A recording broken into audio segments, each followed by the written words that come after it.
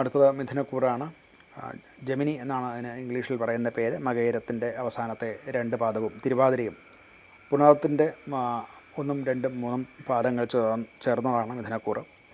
3 ആണ് സൂര്യനും ബുധനും യോഗം ചെയ്യുന്നത്.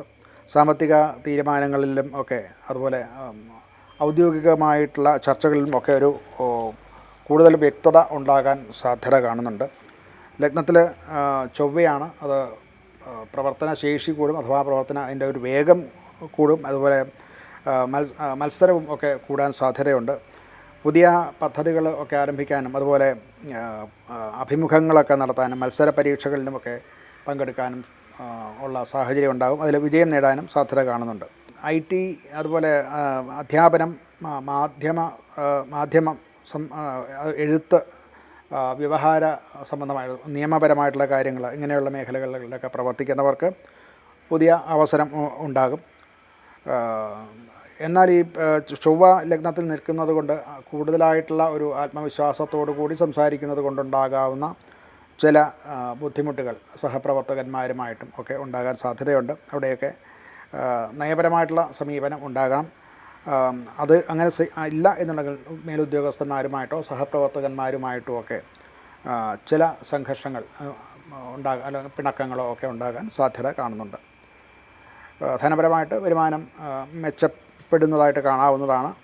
കുടുംബാവശ്യങ്ങൾക്കും യാത്രകൾക്കും ഒക്കെ വേണ്ടിയിട്ട് ചില അധിക ചെലവുകൾ ഉണ്ടാകാനും സാധ്യത കാണുന്നുണ്ട്. സാമ്പത്തികമായിട്ടുള്ള കാര്യങ്ങളിൽ കുറച്ച് ശ്രദ്ധ വയ്ക്കണം. അതായത് രേഖാപരമായിട്ടുള്ള കാര്യങ്ങളിലോ ഒക്കെ ശ്രദ്ധിച്ചു വേണം രേഖകൾ ഒപ്പിടുകയോ ഒക്കെ ചെയ്യുന്നത്.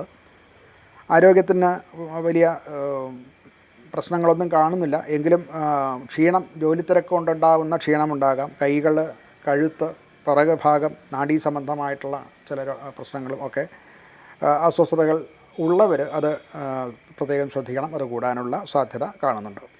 കുടുംബത്തിൽ സഹോദരന്മാരും ഒക്കെ ആയിട്ടുള്ള ബന്ധം കുറച്ചുകൂടെ ശക്തമായിട്ട് ഉണ്ടാകും. അതുപോലെ ഇവരെല്ലാവരും ചേർന്നുള്ള ശുഭകർമ്മങ്ങൾക്ക് സാധ്യത കാണുന്നുണ്ട്. അങ്ങനെയുള്ള ആലോചനകളൊക്കെ ഉണ്ടാവും. അഭിപ്രായ വ്യത്യാസങ്ങളൊക്കെ ക്രമേണ സംസാരത്തിൽ കൂടെയൊക്കെ അത് ഇല്ലാതെ ആക്കുന്നത് കാണാം. മക്കളുടെ പഠന കാര്യങ്ങളിലൊക്കെ കൂടുതൽ ശ്രദ്ധ വയ്ക്കും. അതുപോലെ അവരിൽ നിന്നുള്ള കലാപരമായിട്ടുള്ള അവരുടെ കഴിവുകളും നേട്ടങ്ങളും കൊണ്ടുണ്ടാകുന്ന സന്തോഷം കുടുംബത്തിൽ ഉണ്ടാകുന്നതാണ്. പരിഹാരമായിട്ട് ശ്രീ മഹാവിഷ്ണുവിന് പൂജ നടത്തുക, വിഷ്ണു സഹസ്രനാമം ജപിക്കുക, വിഷ്ണു ക്ഷേത്രത്തിൽ അഥവാ ശ്രീകൃഷ്ണ ക്ഷേത്രത്തിൽ യഥാശക്തി വഴിപാടുകൾ കഴിക്കുക. ഇതൊക്കെയും ശ്രേയസ്കരങ്ങളായിട്ടുള്ള ഫലം ഉണ്ടാക്കുന്നതാണ്.